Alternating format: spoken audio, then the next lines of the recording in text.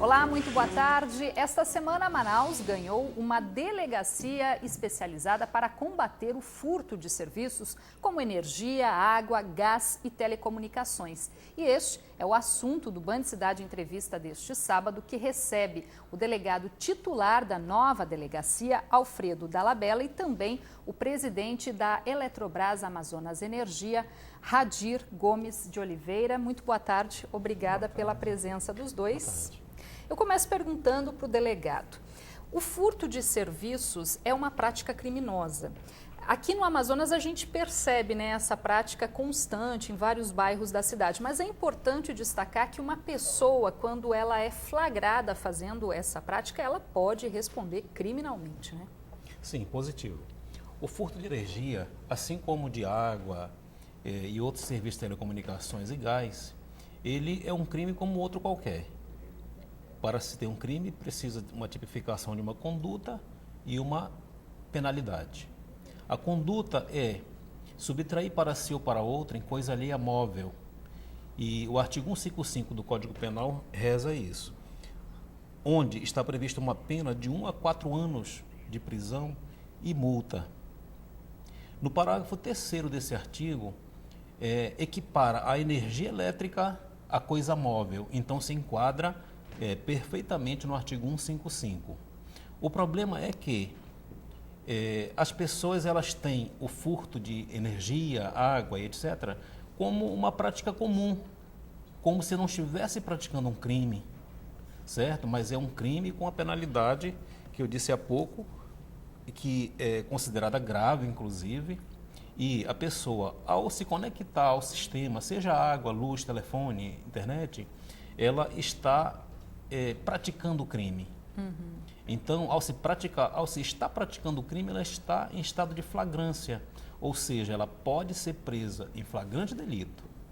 E como é que está sendo o movimento nessa semana aí, na primeira semana de funcionamento da delegacia? Houve muita procura? A demanda maior vai ser para atender as empresas que se sentirem lesadas?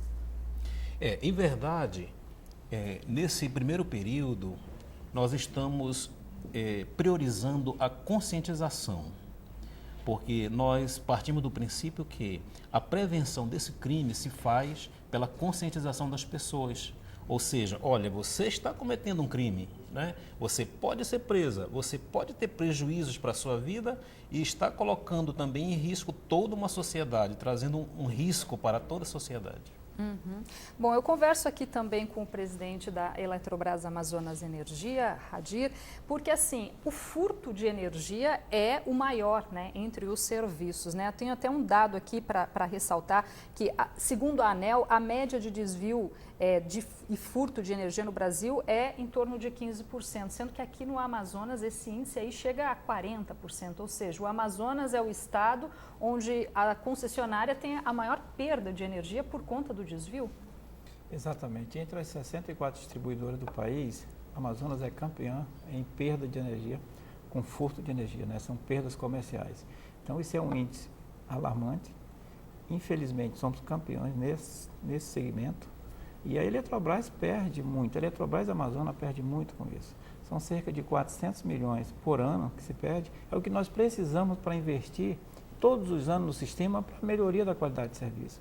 Então, é uma coisa que nós estamos aí muito preocupados como empresa, eu como empregado desta empresa e hoje na condição de presidente, de que a gente possa atuar e atuar fortemente em combater essas perdas tão grande que é aqui no estado do Amazonas e basicamente em Manaus. Uhum.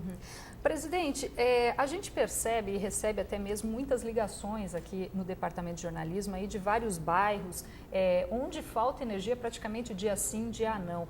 A maior parte dessas quedas de energia é provocada apenas assim pelas ligações clandestinas? Olha, boa parte delas sim. Boa parte são provocadas por ação de terceiros à nossa rede.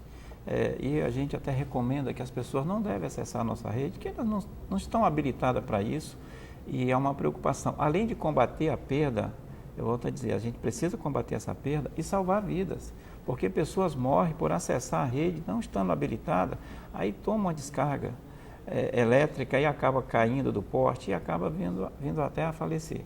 Portanto, esses desligamentos, eles realmente, muitos são causados por acesso de pessoas à nossa rede sem estar habilitado. Causa um curto, vai atuar. A proteção do sistema ela tem que atuar para proteger tanto o sistema quanto as pessoas que ali estão.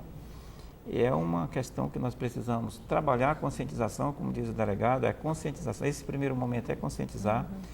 E a gente tem pedido muito ao nosso cliente, às pessoas que têm algum tipo de irregularidade ou que têm algum tipo de dívida com a empresa, que nos procurem. Nós estamos aí com o nosso atendimento aberto na 10 de julho, nos parques, para que a gente possa tratar essa questão assim de forma a dar a essa pessoa uma condição até de pagamento, uma condição melhor no fornecimento de energia. Mas fora as ligações clandestinas, que outros problemas provocam essas constantes quedas de energia na cidade? A gente, por exemplo, percebe em áreas como São Raimundo, Cidade Nova, onde a queda de energia é constante. Que outros fatores contribuem também para esse transtorno para o consumidor?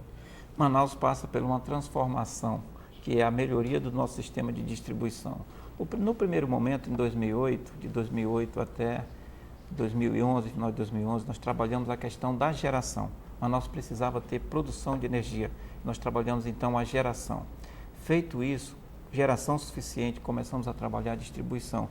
Preparamos Manaus para receber esse tão sonhado Linhão. O Linhão foi concluído. O Amazonas já está interligado ao Sistema Nacional. Agora o investimento é na distribuição dessa energia que está chegando. Perfeito. Então, nós preparamos Manaus para receber essa linha. A linha chegou em Manaus no dia 9 de julho de 2013. Né? Então, ela está operando em teste. É uma linha muito extensa, vem em 500 kV, rebaixa para 230, 138, 69, até chegar a média tensão, que é a distribuição pura, que atende nossos clientes residenciais e muitos comerciais também. E tem muitas intervenções na rede, até que são programadas, em que a gente às vezes está trabalhando naquela região para melhorar o sistema. Cidade Nova, Zona Norte é uma zona que é uma área que nós estamos trabalhando muito.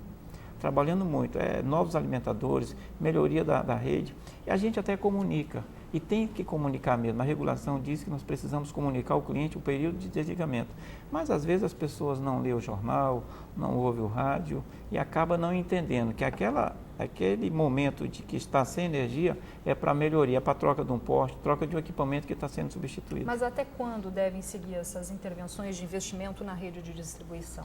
Olha, a melhoria tem que ser contínua.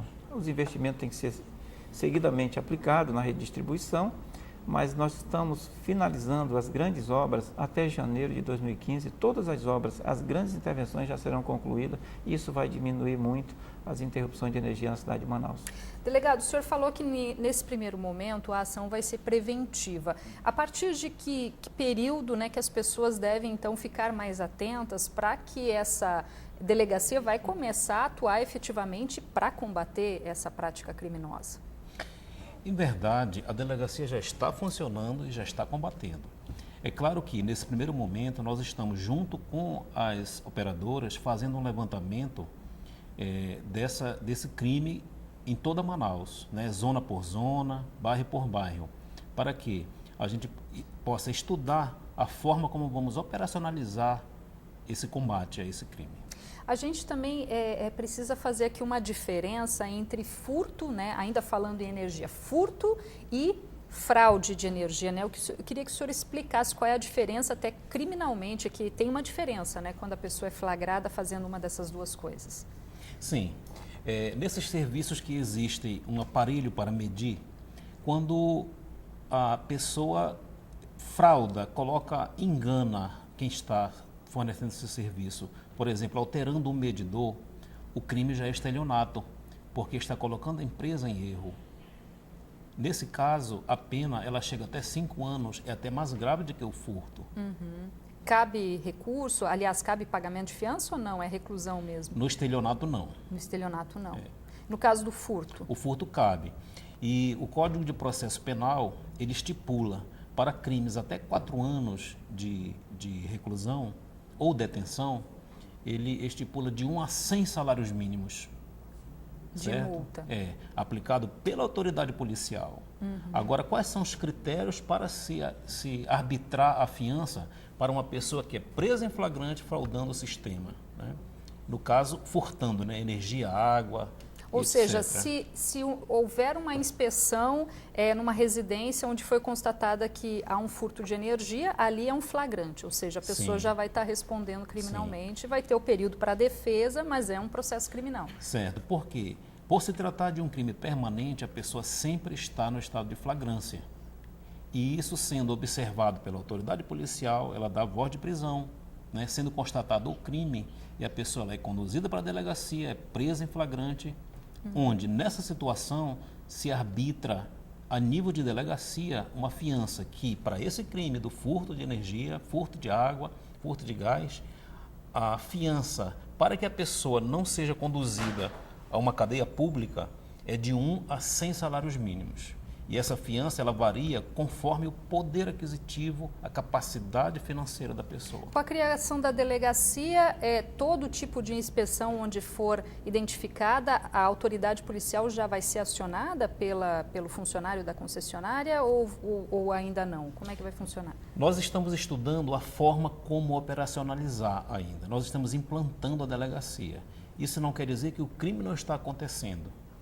Mas nós vamos ver quais são aqueles casos, por enquanto, os mais relevantes, né, para atuarmos em blitz, em operações policiais, seja em qual zona da cidade for, seja em qual bairro seja, e também nós não vamos separar a classe social, certo? Pode ser um industriário, pode ser da pessoas de baixo ou de alto poder aquisitivo, até porque a lei não diferencia isso. Tá certo. A gente vai fazer um rápido intervalo e já a gente volta com o Band Cidade Entrevista deste sábado.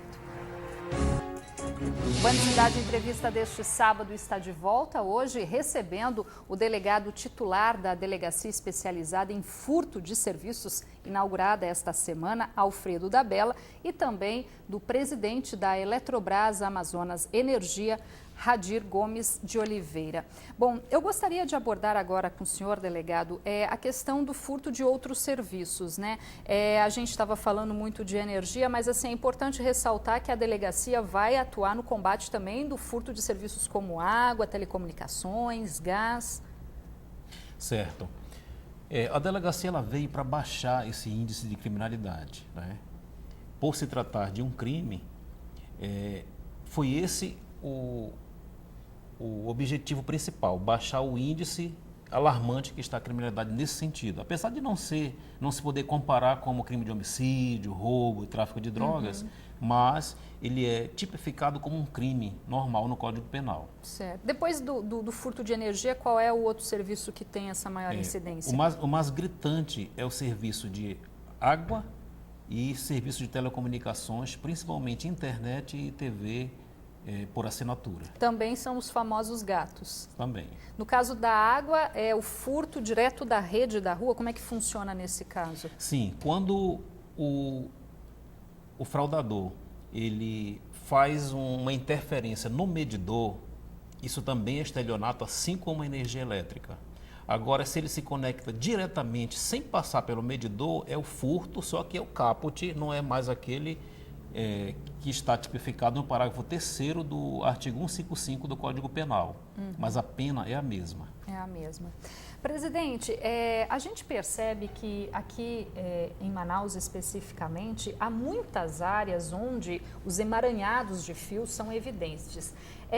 Porém, por que lá ainda muitas casas às vezes recebem essa energia por anos, né, sem ter um medidor? Assim, existe um trabalho de expansão da concessionária, mas por que ela ainda não chegou em algumas áreas da cidade?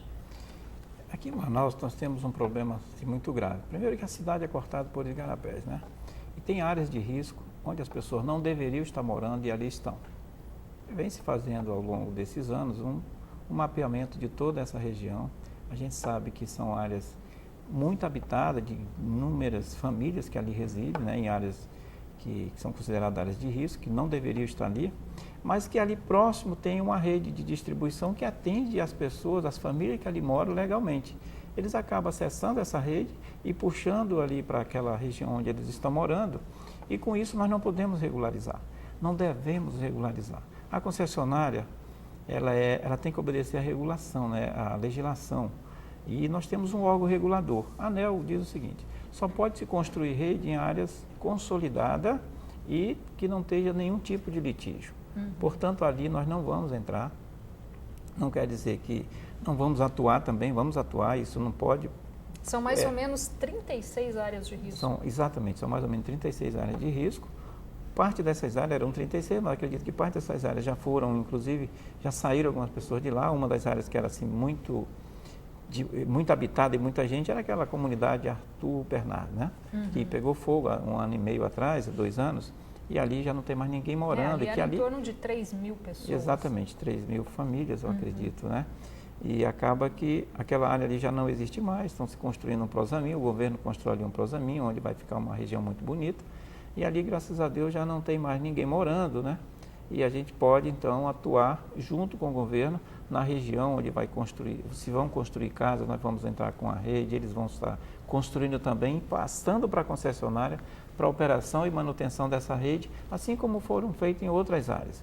Mas tem muitas áreas, Mauazinho, enfim, se eu fosse aqui estar numerando o nome das áreas, em todas as áreas da cidade tem essa questão de áreas que não podemos atuar, mas que tem famílias morando ali. Pois é, e aí acaba sendo um problema crítico, porque existe essa prática criminosa numa área que não é regularizada, onde a concessionária não pode fazer nada e também a polícia não pode atuar ainda, porém quem está fazendo essa prática lá também está cometendo um crime. Apesar de não ser regular, ela está furtando energia. A polícia, o que a polícia pode fazer nesse caso? Nesse caso, o que a lei diz? Que subtrair para si ou para outra em coisa alheia móvel, aquela energia, aquela água é de propriedade dela? Não. Então ela está praticando um crime também, da mesma forma. Só que, por políticas de governo, sociais, etc., talvez não seja interessante que essa pessoa seja penalizada até então. Claro que quando regularizar, sim, aí a Polícia Civil vai entrar com uma repressão, claro que após uma prevenção, através da conscientização. Mas no caso de uma área irregular, a pessoa está furtando energia, ela não vai ser flagranteada nesse momento. Após a regularização, obviamente que a concessionária vai regularizar a pessoa. Se ela continuar furtando energia, aí sim ela pode responder criminalmente. Com certeza. Agora, se a detentora do bem beneficiado, né, no caso energia elétrica, água, chegar até nós, né, e fizer a notícia crime, informar, olha, está acontecendo o crime ali, nós vamos ter que atuar por ser nossa obrigação, independentemente da área ser regularizada ou não. Vai depender, no caso da vítima, dizer, olha, eu estou sendo furtada nesse bem, está aqui a pessoa que está furtando, então cabe a nós a repressão. Certo, porque legalmente quem responde pelo crime é quem está no imóvel, né? Nem sempre. Quem vai responder pelo crime é quem solicitou o serviço, no caso dos regularizados. Agora, dessas pessoas que não são regularizadas, quem está usufruindo do bem. Porque assim, a gente percebe que tem muitas pessoas, por exemplo, que alugam um imóvel. Daí ela chega, a energia já estava funcionando, não havia o corte de energia e de repente ela pode ser surpreendida numa fiscalização da concessionária de que ali havia um gato. Como é que a pessoa pode proceder nesse momento? Porque inicialmente ela que vai começar a responder um processo, mas ela vai ter o direito de se defender e não responder por esse tipo de crime. Por isso, a importância da polícia judiciária nesse processo, porque vai se chegar a uma investigação para saber quem foi que furtou ou fraudou o sistema.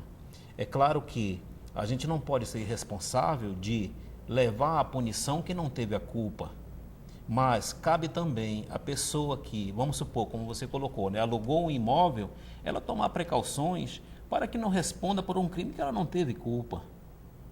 Ou seja, pedir uma vistoria da empresa, seja de água, seja de internet, seja de energia elétrica, pedir uma vistoria da empresa para ver se está irregular também. Cabe à pessoa tomar essas providências antes de alugar o imóvel. Bom, presidente, essa delegacia pretende combater esse tipo de prática criminosa e, com isso, a partir do momento que a delegacia começar efetivamente a combater, vai reduzir esse prejuízo para a concessionária. E esses clandestinos que tanto contribuem para as instabilidades do sistema, isso deve reduzir na mesma proporção?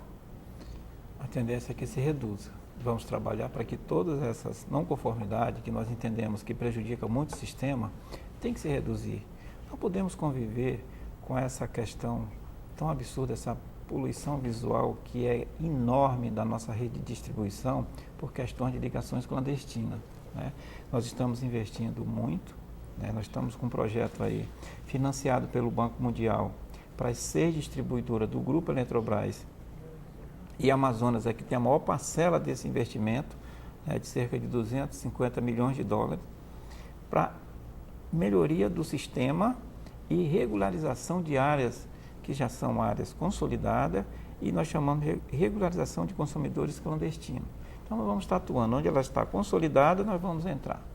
Então, estamos trabalhando nessas áreas do levantamento, né, para que essa seja uma das ações que vai trazer um benefício muito grande, tanto para a concessionária, que vai estar reduzindo, diminuindo o seu prejuízo, e para a sociedade como um todo, né? Porque vai ter uma energia muito mais firme, uma energia de qualidade, com continuidade, é o que nós todos esperamos que tenha para a cidade de Manaus. Tá certo. Delegado, para a gente encerrar, eu gostaria que o senhor indicasse onde que está funcionando a delegacia, qual o horário de atendimento, como é que as pessoas, as empresas podem procurar a delegacia. Já podem procurar havendo a necessidade? Sim. Ela funciona nas dependências do 22º DIP, na rua Libertador, esquina com Rua Brasil, no bairro Nossa Senhora das Graças, no período de segunda a sexta-feira, das 8 às 18. Tá certo, então. Eu agradeço, então, a presença do delegado Alfredo Dabella, que é o titular da delegacia especializada aí no combate de furtos de serviço, também o presidente da Eletrobras Amazonas Energia, Radir Gomes Oliveira. Obrigado. Para você aí de casa, também obrigada pela companhia. A gente volta a se encontrar na segunda-feira no Band Cidade a partir de 6 da noite. Até lá, um ótimo domingo para você.